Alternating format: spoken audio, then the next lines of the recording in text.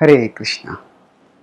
To learn to speak well, learn when not to speak.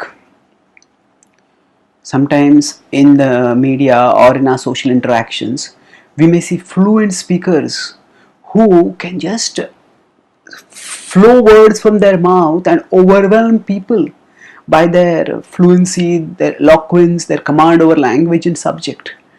And at such times we may lament, thinking, oh no, I don't have such speaking ability, and that's why I am unable to influence people. Now, the ability to speak fluently in public is a gift that some people may have more, some people may have less. But we need to know that there is one aspect to speaking well that we all can develop. Now, we all may not be able to develop the ability to speak fluently, but we all can develop the ability to speak discreetly. To speak discreetly means to know when not to speak, when to, as they say, zip the lip. Zip the lip. There are always times when restraint of speech is required, and people who can speak very powerfully, very bitingly, often they find it very difficult to restrain their speech and they let their mouth run off. Such people are called motormouths. They speak loosely, and often they get themselves and others into a lot of unnecessary trouble by being loose cannons, by just speaking missile-like words, cannon-like words, which are not carefully thought out. And the Bhagavad-gita states in the 17th chapter, 15th verse, it talks about austerity of speech. And it says, Anudvegakaram vakyam satyam priyahitam chayat swadhyayabhyasanam chaiva vanmayam tapa uchyate.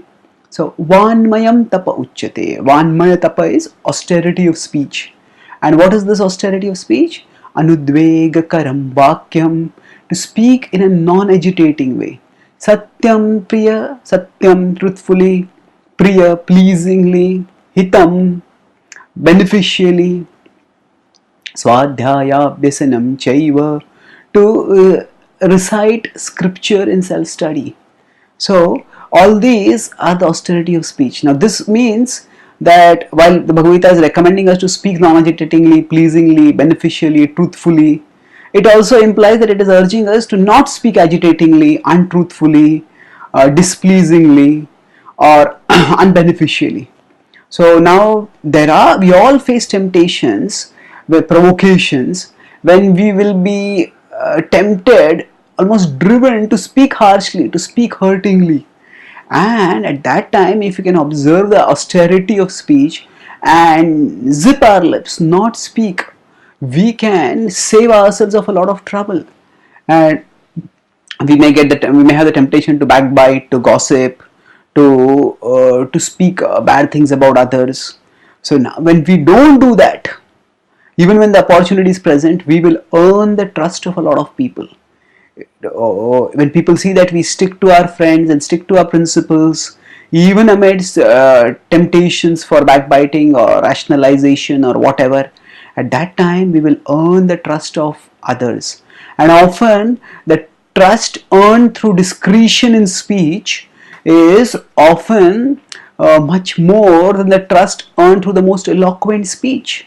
So whereas the capacity to speak eloquently, fluently may not be there for everyone to develop, or at least develop immediately, but the capacity, the self-restraint by which to speak discreetly, to know when not to speak and to not speak at that time, that is something which you can all develop.